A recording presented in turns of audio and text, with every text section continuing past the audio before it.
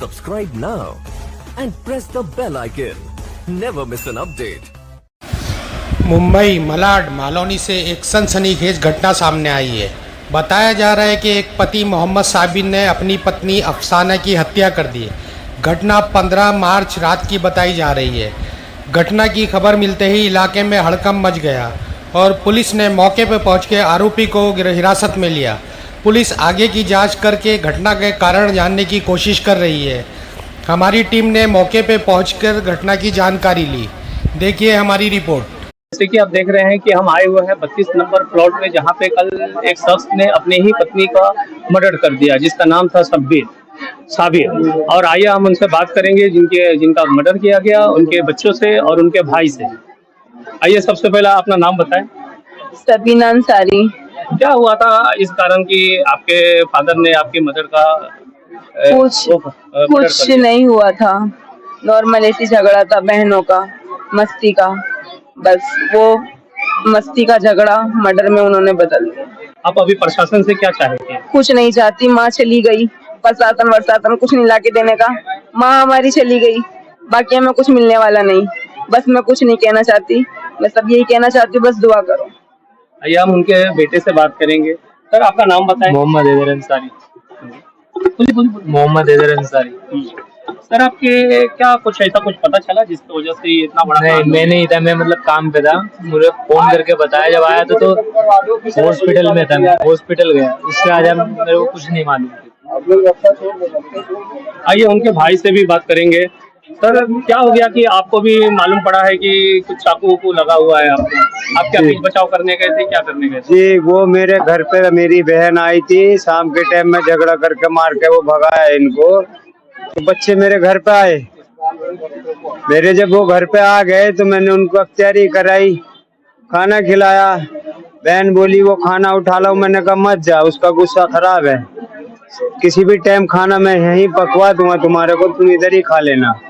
लड़के के पास फोन करके बोला, वो बोले मैं सबको जाके मारूंगा 1 बजे। उसका लड़के का फोन मेरे पास आया, बोला मामू ऐसे ऐसे बोल रहे हैं वो, तुम चौकस रहना।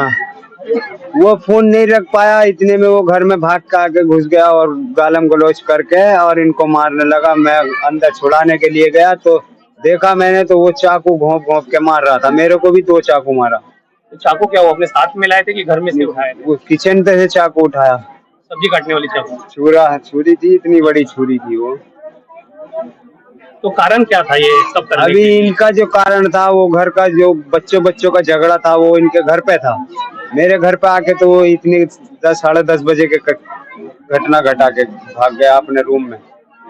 तो पुलिस ने उनको अरेस्ट किया या वो खुद जाके सिलेंडर हो गए? नहीं, रूम में से लेके गए उसको, यहाँ से रूम अरेस्ट करके पुलिस लेके गई यहाँ से? जी, उसने सिलेंडर नहीं किया, वो तो रूम में भाग के घर में घुस गया, ऊपर चढ़ गया था सीढ़ी पे। पहले भी झगड़ा होता था? पहले भी उसने अपनी भाभी को काट दिया था कुल्हाड़ी से गांव में। एक घटना नहीं है उसकी, कई घटनाएं हैं, लेकिन इज्जत की वजह से हमारी बहन इज्जत भर रही थी बच्चों की खातिर। अब कहाँ तक उसको बर्दाश्त करते, ये घटना घटा के गया वो। अब प्रशासन से हमारी एक ही मांग है, खून के बदले खून चाहिए मेरे को, बस। क्या कहेंगे? बच्चों को यही रहते हैं, बाजू में रहते हैं? ये मेरे लगेटू में है। हमारे भाई अपना कयामुद्दीन जो है, उनकी साली है और उनके साड़ू हैं। पर ये मैंने जो इंक्वायरी की है उनके भाई से, परिवार से, हारिस से, तो पता चला है उसके पहले भी उन्होंने ये कई बार कांड किए हैं और ऐसा लगता है कि उनका जहनी सर्कुलर सही नहीं है। और उन्होंने अपनी भाभी के ऊपर भी जो वार किया था, कुल्हाड़ी से मारा, काटा उनके ऊपर किया। आज अपनी उसके वाइफ को भी पहले कई बार ऐसे मारपीट भी घर में। पर अभी ये जो हादसा हुआ है कि उसको चाकू घुस के मारा, बच्ची को मारा और वो जो है कि अपनी वाइफ के भाई को मारा, तो उसको करके उनको हमेशा के लिए जो है वहाँ पे शिफ्ट किया जाए। नहीं तो आने के बाद आज बच्चों के दिल में जो जख्म होया है, तो कल वो बाप को देखेंगे तो उनको यहाँ पे जख्म बाकी याद आएगी। तो ऐसा है कि गांव में उन्होंने अपने भाभी पे कुल्हाड़ी चलाए थे, तो क्या वो जीवित है या फिर यही है? वो भी यही है। यही जी, तो आपने जब भी ऐसा हुआ था, अभी आपने प्रशासन में आपने कंप्लेंट नहीं किया था? होया था, उसको जेल गया था, वो जेल काट के, लेकिन उसके भाई ने फैसला कर लिया था उससे। तो भाई उनके साथ में रहते हो अभी? नहीं, वो दूर रहते, गोंडी में रहते, वो खड़े उनके भाई वो बोलेंगे वो अगली वारदात क्या उनके साथ में बीती है। ये शब्बीर भाई के भाई भी आ गए हुए हैं, आइए उनसे भी बात करेंगे। साबिर जी के भाई साहब है। आपका पहले अपना परिचय दीजिए सर। मैं तो यहाँ नाम बताइए। मेरा नाम है मोहम्मद शाहिद अंसारी।